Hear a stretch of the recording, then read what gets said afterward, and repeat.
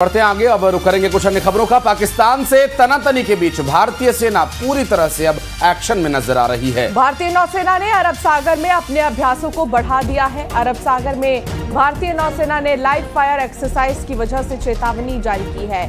पोरबंदर के पास समंदर को डेंजर जोन घोषित किया गया है, जहां 3 से 7 मई तक वॉरशिप और एयरक्राफ्ट से फायरिंग होगी। अब बता दें कि सभी जहाजों को चेतावनी दी गई है और वो इस जोन से दूर रहें।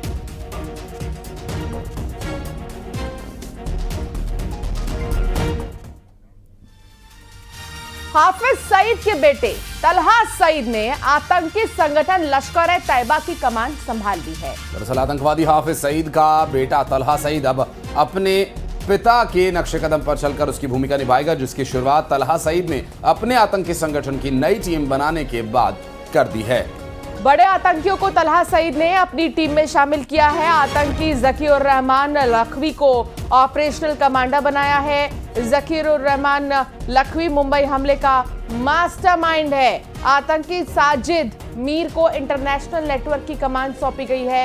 याह्या मुजाहिद को मीडिया हेड बनाया गया है। हाजी अशरफ को फंडिंग, आरिफ कासमानी को अल कायदा जैसे आतंकी संगठनों से संपर्क का काम दिया गया है। और इतना ही नहीं, जफर इकबाल को आतंकवादियों की ट्रेनिंग के लिए लगाया गया है। और तो और वहीं आदिल ठोकर मिडल लेवल कमांडर बनाया गया और पहलगाम हमले में भी वो शामिल था।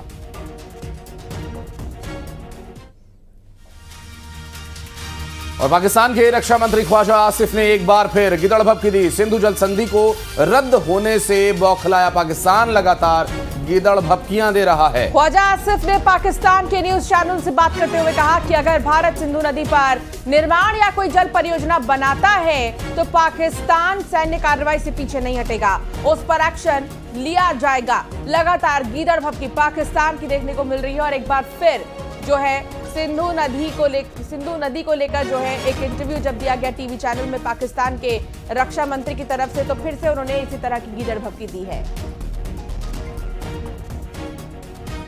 अगर कोई इस किस्म का स्ट्रक्चर बनाने की कोशिश करेंगे, we will strike that structure.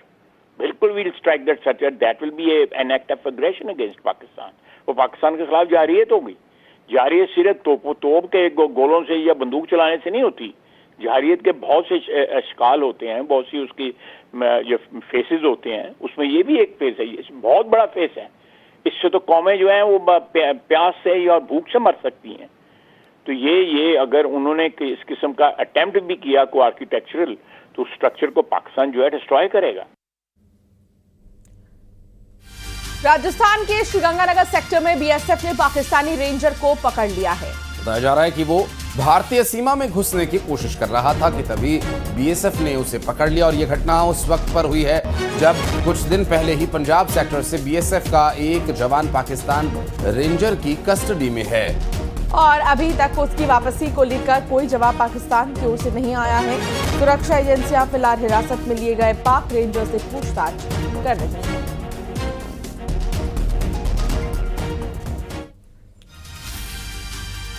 और छतरपुर में आंधी में मोबाइल टावर के धराशायी होने की तस्वीर